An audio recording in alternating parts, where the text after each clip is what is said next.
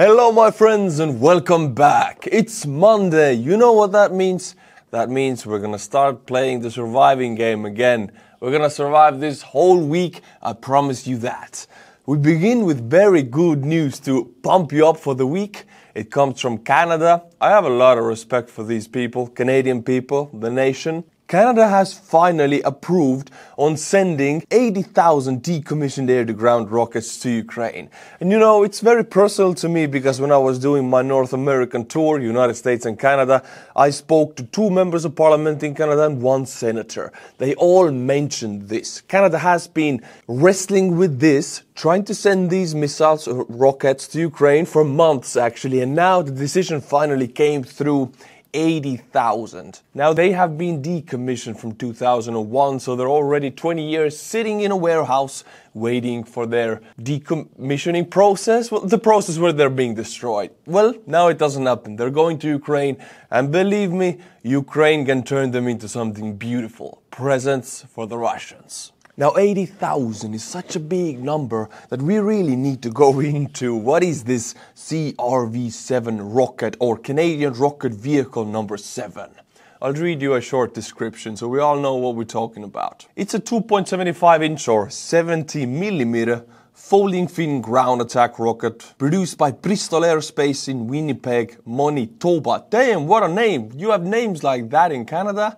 Whew! It was introduced in the early 1970s, so it's half a century old platform. I don't know if I can call it a platform, but these missiles and rockets are old, so I understand the decommissioning necessity. But Ukraine is incredibly genius in turning old weapons and basically scrap metals into deadly weapons. They have proven it.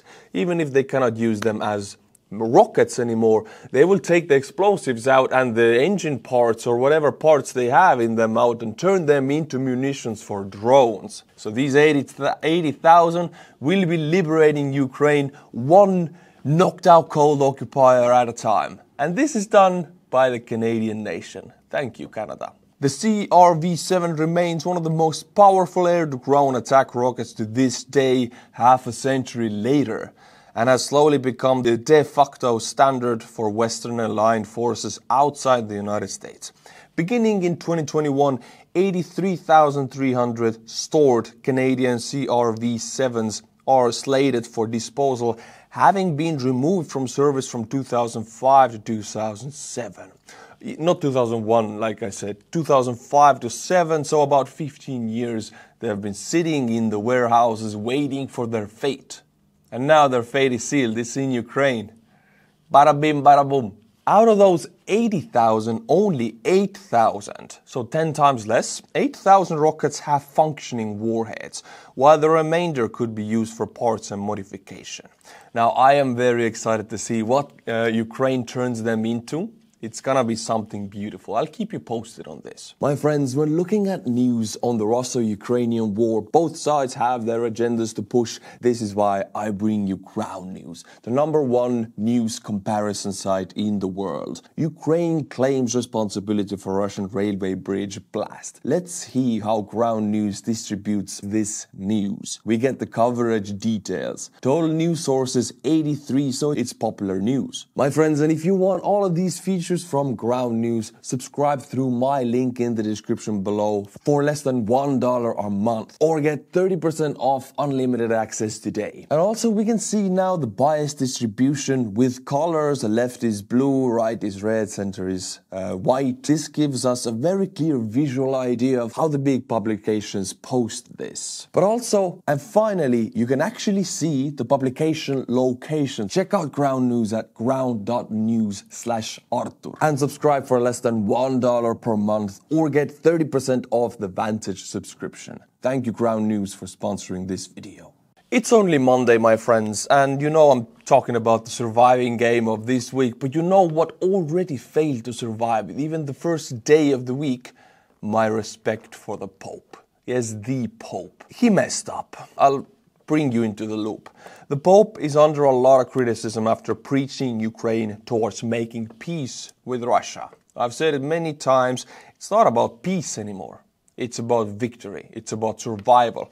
Peace with Russia right now means that the Ukrainian station, nationhood and language will not survive. So it's not about peace. It's about victory.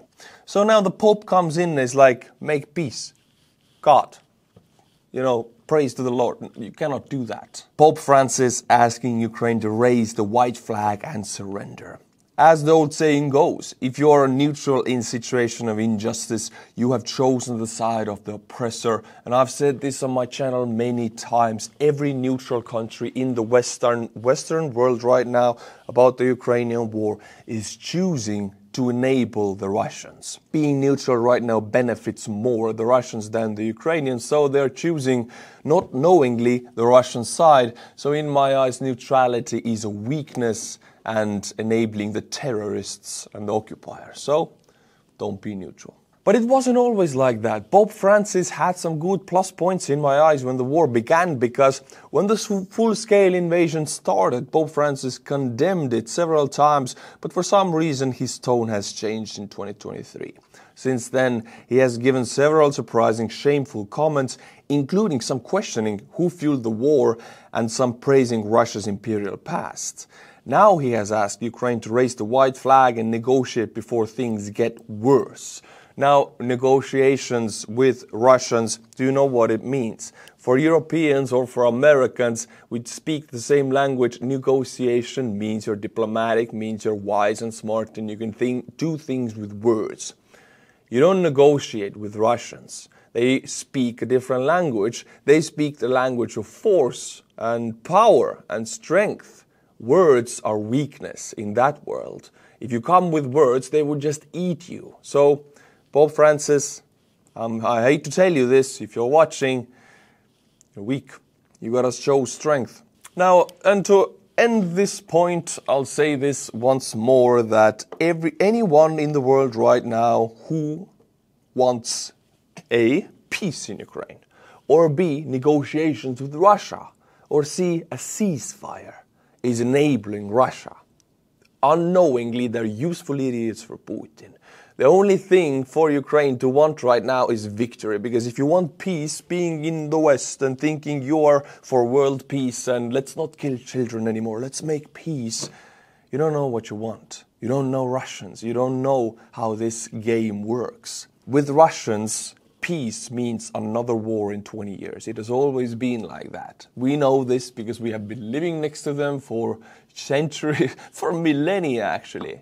We know this. There is no peace with the Russians. There is a show of force and you put them in their place. That's the only way to communicate with the Russians. And my friends, of course, a lot of memes I want to watch. Here we see Pope Francis on a Russian Z tank. But that's not it. There's even a better one. One of many Prigozhin's disguises. Of course, I'm sorry, I'm going to steal 30 seconds of your life to bring you these pointless memes. But Prigozhin is not dead. No, we can see here he has disguised into glasses, serious, weird Prigozhin, beard Prigozhin, Justin Bieber Prigozhin, Allahu Akbar Prigozhin, another Allahu Akbar Prigozhin, and the Pope Prigozhin. Yeah, he's back. He's a Pope. He's guiding 1 billion Catholics in the world to making peace in Ukraine by secretly enabling Russia. Damn, that Prigozhin is a genius. Alright, my friends, back to serious topics. I'm not gonna steal more seconds of your life to make pointless jokes. My friends, like I lost my respect for Pope Francis like that, I gained my respect for another person, and that is the French President Emmanuel Macron. About 2.5, maybe it was 3 weeks ago, he suddenly changed his whole being and came out with, screw the Russians. We set the red lines. We're gonna send troops into Ukraine if you want to. And I'm like, whoa. Wow, are you French or what? I respect that. That's force, that's strength. And now France will create an alliance of states that are ready to send their troops into Ukraine. And who are the first countries to be in that alliance? Who are the first ones to truly believe in that message and dare to step up to Russia? Where, of course, they're the Baltics, as Lithuania, Latvia, and Estonia. Because we live next to Russians. We know how to talk to them. We know what happens if Ukraine doesn't win. We know everything about this situation. This is not a first isolated event next to Russia. This happens every 15 years to some country next to Russia. For us, it's just a repetition of a pattern. We know exactly on a map where we are and what are the next steps. The only way to go forward is power, strength, and no negotiations. I'm glad that the French are doing this, and I'm glad that I'm proud that my country is joining that alliance. Kaja Kallas, Prime Minister, way to go. Plus points. My friends, first day of the week, and already 2 things have not survived this day. One is my respect for Pope Francis. Another one is another Russian A50. I'm not kidding you. They're losing them like you change socks every day. They change A50s. Another warehouse was hit where they repair the A50s in Russia. And I would think, since Russia only have 5 to 6 of them operational, this would be the most high-value target and the most high-value defense object for air defense stationing. And they didn't have any. So this one happened in Taganrog airfield. This airfield is known by satellite imagery to host the A50s. They're stationed there quite often. They're repaired there. And Ukraine sent 3 drones to the warehouse where the A50 was located. Now we don't have confirmation. We only have satellite imagery, as you can see right here, of the holes on the roof of the warehouse. We don't even know if the A50 was in it, but we know that it always is figuring on this airfield next to this warehouse. So it's a logical place to bomb. What is surprising for me is, if I was Russia, I was like, oh, this is my most valuable plane ever, period. If I'm stationing it there, I'm also stationing some air defense systems there to defend it for, I don't know, drone attacks. Well, they don't think like that for some reason. They just put it there and they don't station air defense systems.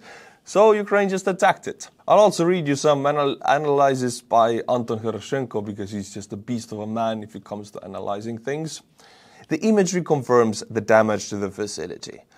Comparative analysis shows evidence of fire on the roof of a building identified as the final assembly shop where the A50 was presumably being repaired. As you can see, there's a lot of assumptions here, so we don't really know if it's destroyed or damaged.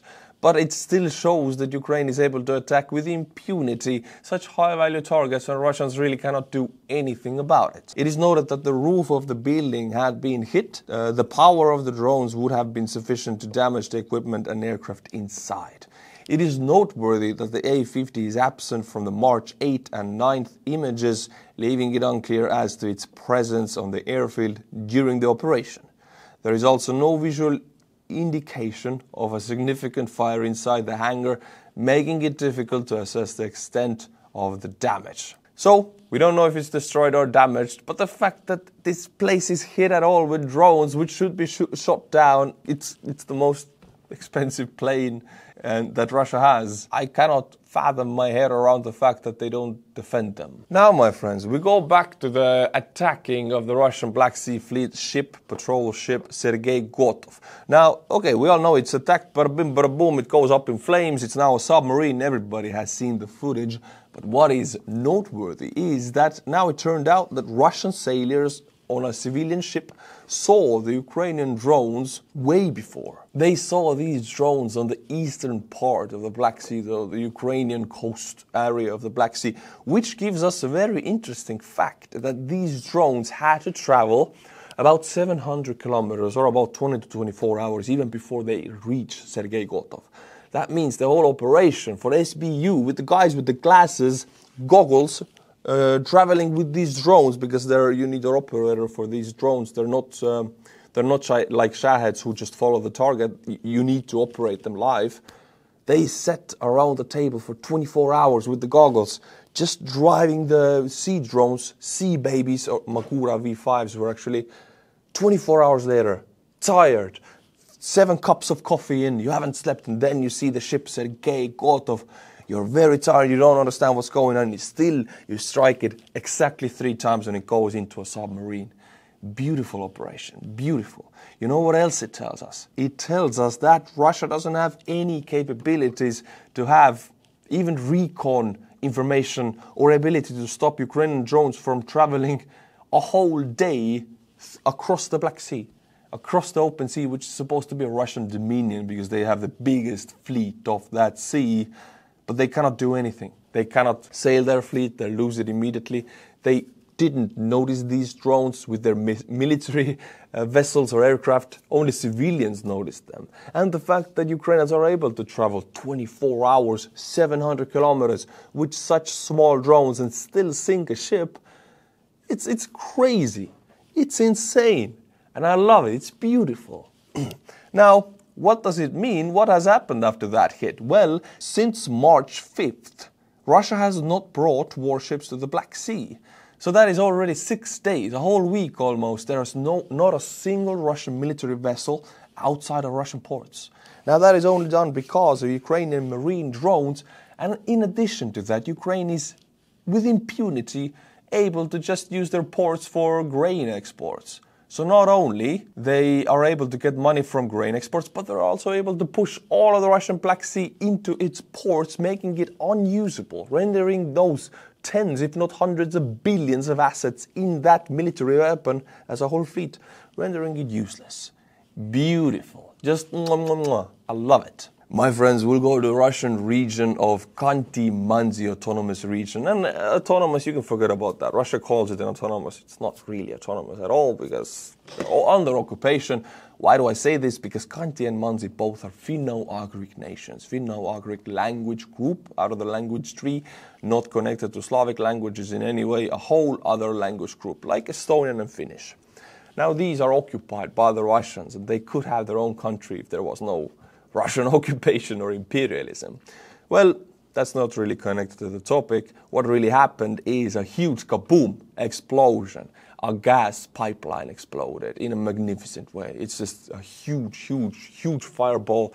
It burned for a long time. It was really hard to extinguish it. I'm not even sure if they have by now. Now, we don't know if that was a drone or an accident, but we do know that this already happened in 2023 at the same location, and the explosion killed 2 persons at that time. So they really like exploding at that area, Khanty-Mansi area.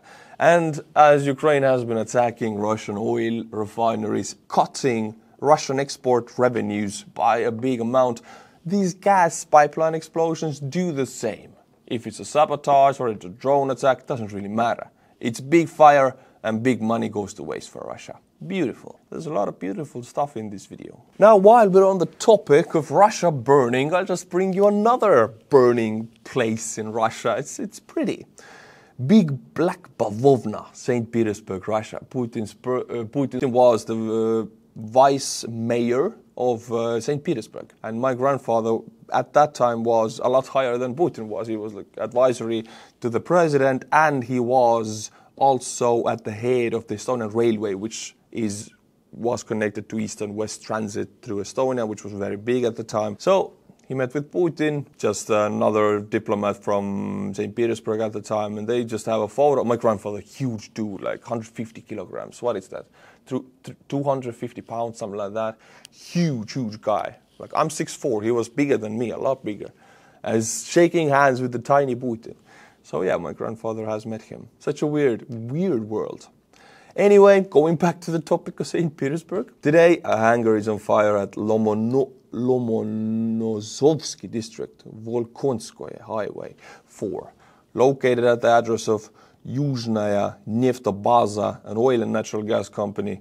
The fire area is 1,000 square meters. The walls and roof were reported to have collapsed. The black column of smoke rises higher and higher. According to the Ministry of Emergency Situations, extinguishing is complicated. Now, this is official Russian information. Extinguishing is complicated by the high fire load inside the warehouse. So they basically admitted that we cannot extinguish at this time because it's just impossible. It's too powerful. 75 specialists and 21 pieces of equipment are fighting the fire. The prosecutor's office of the Lomonosovsky district of the Leningrad region began an investigation how the fire started. Now, if the St. Petersburg authorities say that, okay, we don't know how the fire started, but we cannot extinguish it because it's too big. This is funny for me. I don't know how about you. This is just hilarious. My friends, now I know this saddens a lot of you, but the Russian space age is over. Yuri Gagarin, we all know Yuri Gagarin, same as Neil Armstrong in USA. Yuri Gagarin was a hero in the Soviet Union. And Roscosmos, the child of the Soviet space program, I'll read you the report, again by Anton Hiroshenko. Russia is not a space power anymore.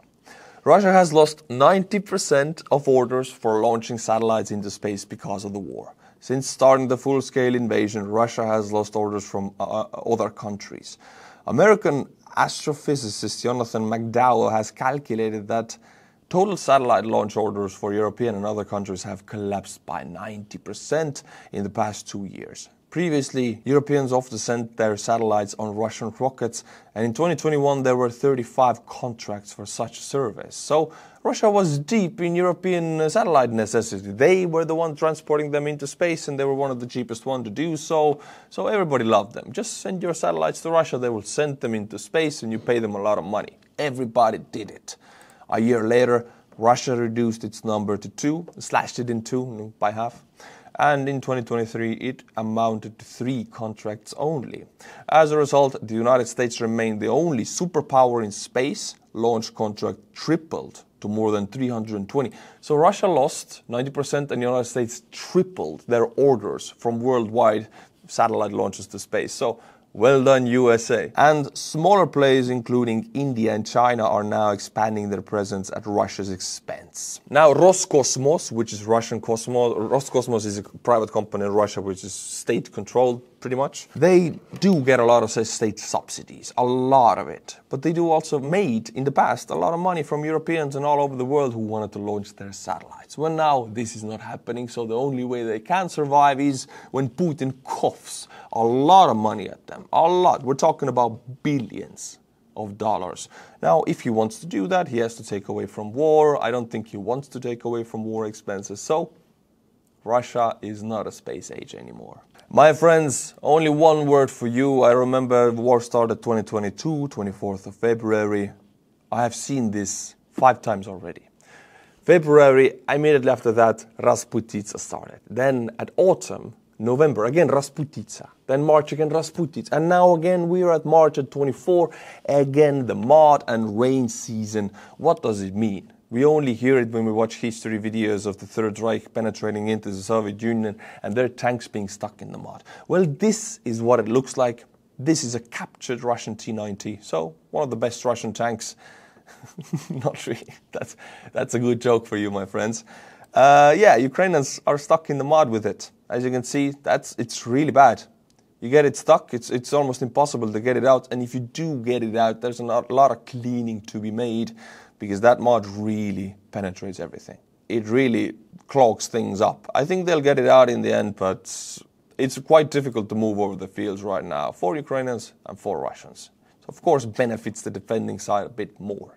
Rasputitsa, my friend. My friends, I want to thank you for coming back. You do mean a lot to me, and I hate to say this, and I'm sad that it is like that, but this war and reporting on this war and fighting for the free nation of Ukraine, and also through that fighting for the free nation of Estonia, my home, this has given my life a new meaning. And you are a vital part of that new meaning. So I feel that I'm needed. It's a good feeling. You give me this feeling. So thank you. Thank you for coming back. Thank you for watching my videos. Thank you for supporting me. I'll keep making these videos for you because I really enjoy our interaction here on YouTube. So, until my next video, which is tomorrow, you better survive Monday. I'll see you tomorrow, my friends. Slava Ukraini, and bye-bye.